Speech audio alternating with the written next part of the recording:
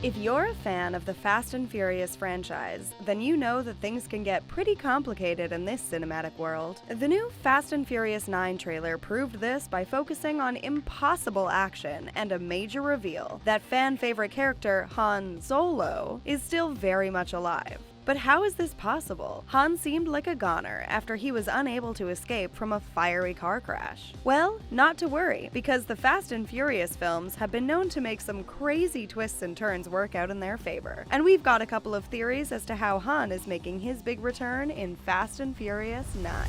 The Fast and Furious franchise is no stranger to ridiculous stunts, impossible action, crazy storylines, and every once in a while, a character that defies the odds and returns from beyond the grave. This seems to be the case with the upcoming film in the franchise, Fast and Furious 9. The trailer is packed full of action and leaves many questions yet to be answered. But the most shocking moment and the biggest mystery that has yet to be revealed is how Han Lu is back. Near the end of the trailer, Han walks in on Dom and the crew like he hasn't even been injured, eager to team up again for the team's next daring adventure. But how is Han still alive? We last saw him trapped in a vehicle just before it exploded. And then Dom and the family spent an emotional period of time mourning his loss at the end of Fast and the Furious 7. So, what gives? Well, Han Lu is no stranger to untimely demise. The character, played by actor Sung Kang, originally met his end in the franchise's third movie, The Fast and the Furious Tokyo Drift. In the film, he gets into a brutal car crash that ends with his vehicle exploding in a ball of flames. But Han proved to be too popular among fans to be removed from the series that quickly. Thanks to some timeline shifting, he returned in future installments. This worked, because the next 3 films, Fast and Furious, Fast 5, and Fast and Furious 6, were actually prequels to Tokyo Drift, taking place between the events of the second and third film. The circumstances of Han's demise seemed pretty definitive at the time. During a car chase, his car was T-boned and flipped. Sean ran over to help, only to see Han trapped in his seat for a moment before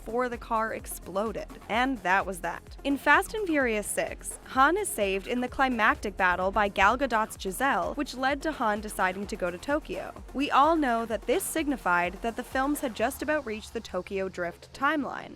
And sure enough, Han wouldn't appear in the 7th or 8th installments of the series. But the mid-credits teaser for Fast and Furious 6 did give us a hint as to what had happened to Han, revealing that it wasn't an accident, and that the person who crashed into Han was Jason Statham's character Deckard Shaw, who was the brother of F6's villain Owen Shaw. Owen was seriously injured by Dom and his crew, so Deckard was seeking revenge. By the end of Fast and Furious 7, Deckard was imprisoned and justice was served, seemingly putting this plot point to bed. Once the timelines did catch up with one another, a touching funeral was held for Han in Fast and Furious 7, after Dom collected his friend's remains from Tokyo. But Dom being able to collect Han's body doesn't seem likely now that we've seen the Fast and Furious 9 trailer. When Han walks into his crew's headquarters, everyone seems to be pretty shocked except for Letty, which is appropriate given that she also once returned to the series after everyone thought she lost her life in an explosion. So how is Han still alive? Here's our first theory.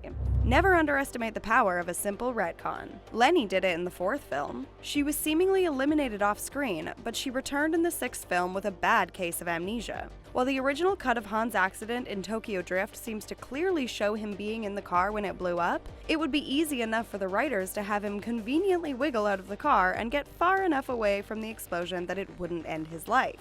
But of course, he would be pretty badly injured, which might explain why he was absent for 2 films. It would still be pretty monumental for him to show up in Fast and Furious 9 looking as good as new, but we're sure that his whereabouts after the accident are going to explain how he could have possibly recovered from such a huge accident. It's also possible that Han decided to fake the whole thing. Well, it's very unlikely that he planned the car crash, but he might have taken what was dealt to him and used the opportunity to go underground to escape Deckard Shaw's wrath. But either case means that it's likely Han needed some help to escape the wreckage and recover.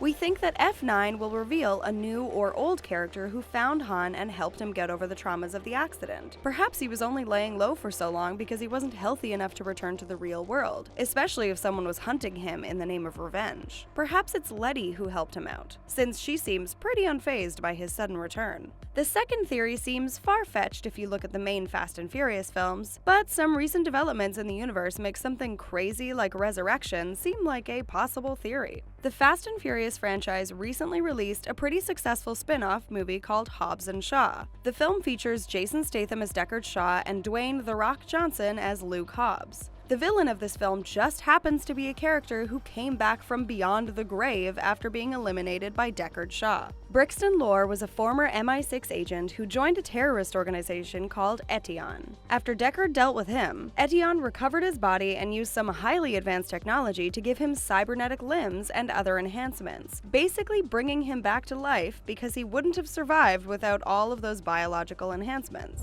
This opens up a whole new world of possibilities for the Fast and Furious franchise, including the possibility that Etion might have brought Han back. This could explain why Dom was able to collect his remains. Perhaps there were pieces left to collect, if only some of his body was saved to create the new cybernetic version. Etion could be directly involved with Han's resurrection because they might want him to help them get revenge on Shaw. They did bring back one of his victims before, so we wouldn't put it past them to try to do it again. Even if Etion is not directly involved in Fast and Furious 9, we now know that this type of technology exists in the Fast and Furious universe, and it's entirely possible that another group with similar advancements may have wanted to keep Han around for some reason. Han appears to be pretty normal in his brief appearance in the trailer, but we wouldn't put it past the Fast franchise to mainstream some of these technological possibilities so that they can be used in different places throughout the future films. Though Fast and Furious fans have been demanding justice for Han since his original demise in Tokyo Drift, and are presumably pretty happy about his return, the whole thing still needs to be handled well and in a way that makes sense, at least in the Fast and Furious world. The loss of Han carried a huge amount of emotional weight for Dom and the rest of the crew, so his resurrection deserves a lot of special attention by the writers, director, and the studio. Han shouldn't come back if all the progress that the story has made because of him is completely erased. Another worry that fans have is that Deckard Shaw is portrayed as a kind of anti-hero in Hobbs and Shaw. How can the franchise reconcile the huge rift between the Fast and Furious crew and Shaw after he was responsible for the loss of one of their friends? This was a question before Han's reappearance and is still valid now, given that Han might want to exact some revenge of his own on Shaw. No matter where Han has been for the past few films, it's safe to say that his world has been completely changed by Deckard Shaw's actions.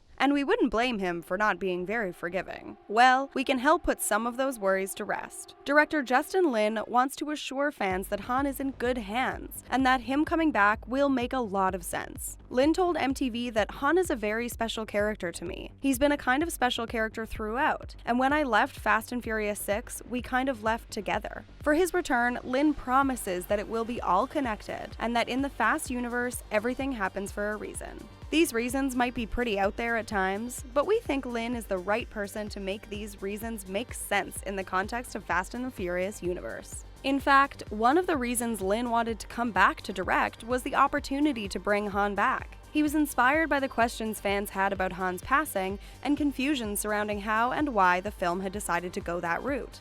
The Justice for Han hashtag has inspired Lin just as much as the fans, with Lin saying that it really kind of got in my head and inspired me that if we're gonna continue, we should have justice for Han. Plus, it makes total sense that Lin would be the one to bring Han back.